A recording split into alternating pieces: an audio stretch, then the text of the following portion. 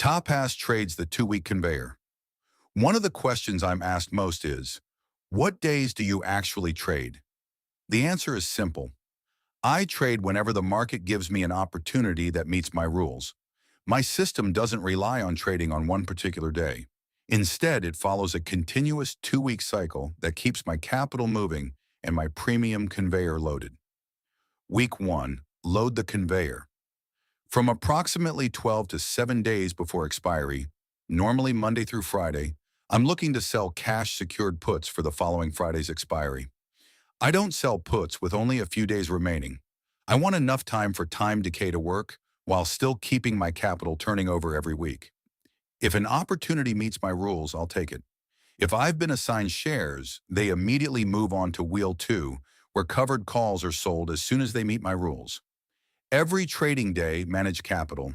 This is one of the most important rules in my system.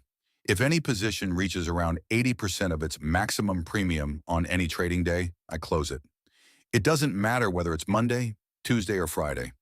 Once I've collected most of the available premium, my priority is no longer trying to earn the final few dollars. My priority is to release the capital and put it back to work. Many positions reach 80% in just 3 or 4 trading days. These are some of the most valuable trades in the system because closing them early immediately releases the capital. That allows me to sell another cash-secured put for the following Friday's expiry, giving the same capital the opportunity to generate a second premium within the same cycle. I'm not trying to squeeze every last cent out of one trade. I'm trying to maximize the number of times my capital can generate premium over the course of the year. The 80% rule isn't simply a profit-taking rule. It's a capital turnover rule. It's also important to point out that this isn't something I invented. Closing option positions early, after collecting most of the available premium, is a well-established practice used by many experienced options traders.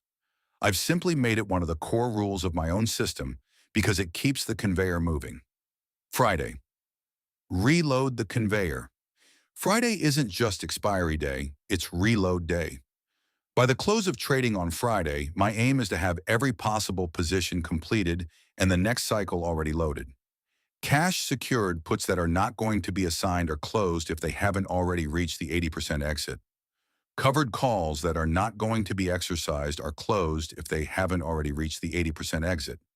The released capital is immediately redeployed. New cash secured puts are sold for the following Friday's expiry. New covered calls are sold on assigned shares for the following Friday's expiry. Why do I do this instead of simply letting the options expire worthless? Because my system is designed to sell next Friday's expiry. If I allow an option to expire at the close on Friday, I can't open the replacement position until Monday. By then, the following Friday's expiry is only about 5 trading days away. That falls outside the normal entry window of my system. Instead, I'd have to sell options for the Friday after, around 12 days to expiry. In other words, I'd miss an entire weekly cycle. By closing positions before the market closes on Friday, I can immediately sell contracts for the following Friday, while that 12 to 7-day entry window is still available. One cycle finishes. The next cycle begins before the closing bell. The conveyor never stops. Starting the conveyor. If I were starting this system from scratch, I wouldn't deploy all of my capital in the first week. I'd spread the loading of the conveyor over the first 2 weeks. Week 1, I'd allocate roughly 50% of my capital. Week 2, I'd allocate the remaining 50%. From that point on, the conveyor begins to operate continuously. In my own account, I had an advantage because I already had assigned shares such as KGC generating covered call premium, while I built the cash-secured put side of the system. The philosophy. The goal isn't simply to have profitable puts. The goal is to have puts that are not assigned. The first goal of my wheel strategy is to never own the stock. If assignment happens, that's not the end of the trade. It's simply the point where the shares move on to Wheel 2 and begin producing covered call premium.